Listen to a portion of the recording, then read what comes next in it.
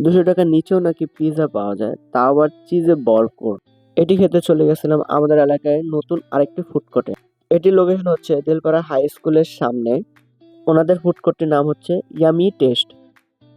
শুধু পিৎজা না, meat box, momos, fries সবগুলি তারা খুবই কম প্রাইসে বিক্রি করে থাকেন।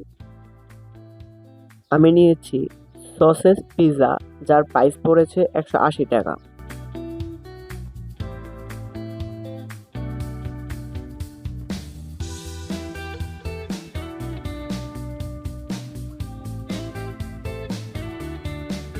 সসেজ, মিট এবং প্রচুর পরিমাণে চিজ ইউজ করছেন তিনি এটার মধ্যে।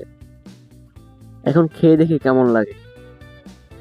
আমি যদি এটির টেস্টের কথা বলি, মোটামুটি ভালোই ছিল। তিনি পিৎজা সসটা নিজের হাতে তৈরি করে থাকেন। ওভারঅল 180 টাকা হিসাবে অর্ধেক। তারপর ট্রাই করলাম তাদের মিট বক্স। তারা 2 ধরনের মিট বক্স বিক্রি করে থাকেন, মিনি এবং লার্জ। আমি নিয়েছি লার্জ মিট বক্সটা, যার প্রাইস হচ্ছে 120 টাকা করে। 120 টাকা হিসেবে ভিতরে কি কি দিছে চলেন আপনাদের দেখাই। ফ্রেঞ্চ ফ্রাই, সসেজ এবং চিকেন মিট ইউজ করছে তারা এখানে, এবং সসের মধ্যে তারা দিয়েছে বারবিকিউ সস এবং মেয়ো। আমি যদি এটির টেস্টের কথা বলি,